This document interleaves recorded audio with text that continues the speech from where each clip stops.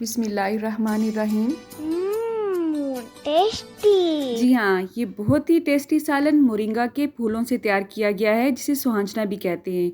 आज की इस रेसिपी में हम ये देखेंगे कि मोरिंगा के फूलों को हमने कैसे साफ़ करना है और कैसे लंबे अरसे के लिए स्टोर करना है, ताकि पूरा साल हम इसकी अफादियत से भरपूर फ़ायदा उठा सकें। इसके फूलों से हमने कैसे टेस्टी सा सालन बनाना है, उसकी रेसिपीज़ आप मेरे चैनल पर देख सकते हैं। उसका लिंक मैं आपको इंशाल्लाह डिस्क्रिप्शन बॉक्स में भी दे दूँगी।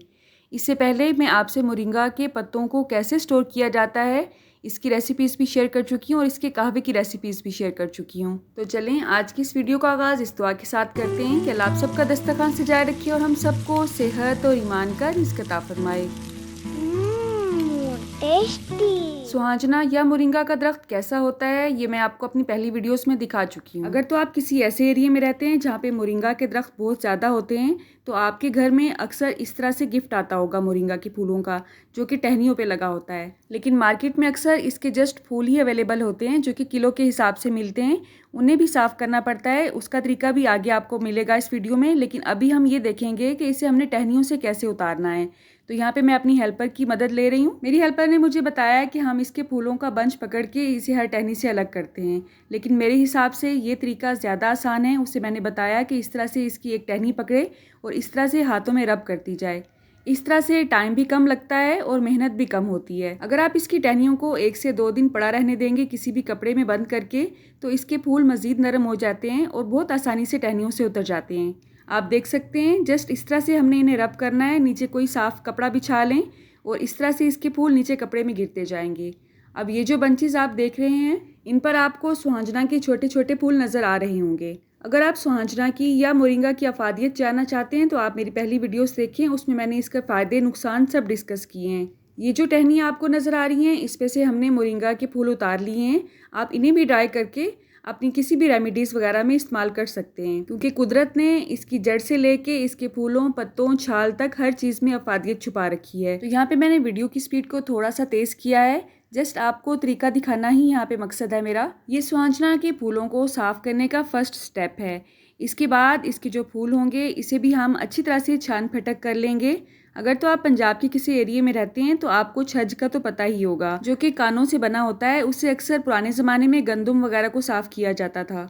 आजकल तो वो बहुत कम देखने में आते हैं, लेकिन अगर आपके पास वो नहीं है तो आपने परेशान नहीं होना है। आप किसी बड़ी ट्रे में भी ये काम कर सकते हैं, या फिर इस तरह से इसके फूलों को जस्ट आप सीधा बिछा लें, जैसे कि चावलों को चुनते हैं, बिल्कुल उसी तरह से हमने इसके जो बिल्कुल खिले हुए फूल हैं वो अलग कर लेने हैं। या इसमें जो भी गला हुआ आपको पत्ता या कोई टहनी नज़र आती है उसे भी निकाल लेंगे और इसे साफ़ सुथरा कर लेंगे। तो आप देख सकते हैं यहाँ पे मेरी हेल्पर ने अल्हम्दुलिल्लाह मेरी बहुत हेल्प की और बहुत ही मेहनत के साथ मुझे ये तमाम फूल साफ़ करके दिए हैं।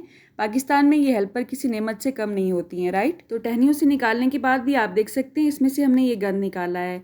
तो अल्हम्दुलिल्लाह आप देख सकते हैं हमारे फूल बिल्कुल साफ़ सुथरे हो चुके हैं। इसे किसी बड़ी सी छलनी में हम डाल के अच्छी तरह से धो लेंगे। 2-3 बार खुले पानी में आपने अच्छी तरह से इनको धोना है, ताकि इनके ऊपर जो भी मिट्टी वगैरह है वो निकल जाए। या किसी मलमल के कपड़े में इसे छान लें, ताकि जो छोटे छोटे फूल हैं वो भी ज़ाया मत हों। अब यहाँ पे मेरे पास जितने फूल थे उसी हिसाब से ही मैंने एक बड़ा बर्तन लिया है, उसमें खुला पानी डाला है। मैंने पानी को बहुत अच्छी तरह से गर्म कर लिया है। इसमें मैंने कोई भी नमक वगैरह ऐड नहीं किया है। अब बहुत एहतियात के साथ ये तमाम फूल हमने इसमें ऐड करने हैं, या इतने ही ऐड करें जितने कि आपके पतीले में गुंजाइश है, ठीक है। तो इसको अब हम पहला उबाल आने देंगे। आपको इस वक्त बहुत भरा हुआ लग रहा होगा, लेकिन इसमें बहुत गुंजाइश है। नीचे पानी है क्योंकि हमने अभी इसमें फूल ऐड किए हैं, इसलिए ये ऊपर तक भरा हुआ है। जिस तरह से हम साग को बॉयल करते हैं, जैसे जैसे वो उबलता है उसका लेवल खुद ही डाउन होता जाता है। बिल्कुल इसी तरह ही मोरिंगा के फूलों के साथ भी होगा। तो इसके पानी का कलर आप देख सकते हैं बिल्कुल डार्क होता जा रहा है। इसका मतलब है फूलों में से कड़वाहट निकलनी शुरू हो चुकी है। इस तरह से उबलने के बाद अगर आपको ऊपर इसके कोई पत्ते वगैरह नजर आएँ तो उसे भी आप रिमूव करते जाएं साथ ही साथ, क्योंकि इसके पत्तों में कड़वाहट बहुत ज़्यादा होती है। तो फर्स्ट बॉयल इसे हम 5 से 7 मिनट आने देंगे और उसके बाद इसका पानी रिमूव कर देंगे। आप देख सकते हैं यहाँ पे इसका पानी रिमूव हो चुका है। अब इसे हमने दोबारा पानी से भर देना है पतीले को। इसी तरह से इसकी कड़वाहट ख़त्म होगी। तकरीबन इसे हमने 3 बार इसी तरह से बॉयल करना है। अगर आपको लगे कि दूसरी दफ़ा उबालने पे ही इसकी कड़वाहट ख़त्म हो चुकी है तो आप 2 उबाले दे दें। दूसरी बार भी मैंने इन्हें 5 से 7 मिनट अच्छी तरह से बॉयल किया था और आप देख सकते हैं इसका पानी अभी भी गदला ही आ रहा है। आमतौर पे इसे 3 मरतबा ही उबाला जाता है तो ही इसकी कड़वाहट ख़त्म होती है। जैसे जैसे ये उबलता जाएगा इसका कलर भी लाइट होता जाएगा। यहाँ पे अब हम इसे तीसरी दफ़ा उबालेंगे और तीसरी दफ़ा मैंने इसे 10 से 12 मिनट के लिए उबाला था। तो इतनी दफ़ा उबालने से ना ये सिर्फ मीठा हो जाता है बल्कि बहुत अच्छी तरह से गल भी जाता है। अब 10 से 12 मिनट तीसरी दफ़ा उबालने के बाद इसका पानी हम अच्छी तरह से निकाल लेंगे और इसे खुले पानी से भी एक दफ़ा खंगाल लेंगे। ये बात भी आपने जहन में रखनी है कि आपने इसे मीडियम टू हाई फ्लेम पे ही उबालना है, हल्की आंच पे नहीं उबालना है, ठीक है। आप देख सकते हैं इसका दाना अल्हम्दुलिल्लाह बहुत अच्छी तरह से गल चुका है।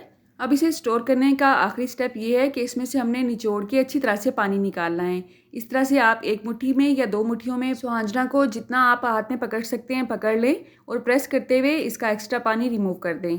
इस तरह से इसके फूलों में जो हल्की फुल्की थोड़ी सी कड़वाहट रह जाती है वो भी निकल जाती है। अब इस तरह से बनाई गई बॉल्स को आप लंबे अरसे के लिए फ्रीज़र में स्टोर कर सकते हैं, लेकिन स्टोर करने के लिए कोशिश करें कि आपने इसे किसी भी एयर टाइट जार में रखना है या जिप लॉक्स में रखना है जिसमें इसमें हवा एंटर ना हो, तो ही इसका टेस्ट बरकरार रहता है। तो जितना सुहांजना के फूलों को आपने एक बार पकाना है उसी हिसाब से आपने इन्हें पार्ट्स में डिवाइड करके फ्रीज कर लेना है। जो उम्मीद है मोरिंगा की अफादियत और इसके नुकसान जानने के लिए आप मेरे चैनल का विजिट ज़रूर करेंगे और इसकी बहुत सी रेसिपीज़ मेरे चैनल पे आपको मिल जाएंगी, जिसमें इसके पत्तों का पाउडर कैसे बनाया जाता है, उसे कहवा कैसे रेडी करना है आपने, गोश्त के साथ, कीमे के साथ, मटर आलूओं के साथ आपने इसकी सब्ज़ी को कैसे बनाना है, ये तमाम रेसिपीज़ आपको मेरे चैनल पे मिल जाएंगी इंशाल्लाह। आप कहाँ से और किस सिटी से मेरी वीडियोज़ को वॉच करते हैं, अगर आप कमेंट बॉक्स में बताएंगे तो मेरे लिए ये कि नाम से कम नहीं होगा। अल्लाह आप सबका दस्तरखान सजाए रखे और हम सबको सेहत और ईमान का रिज़्क अता फरमाए।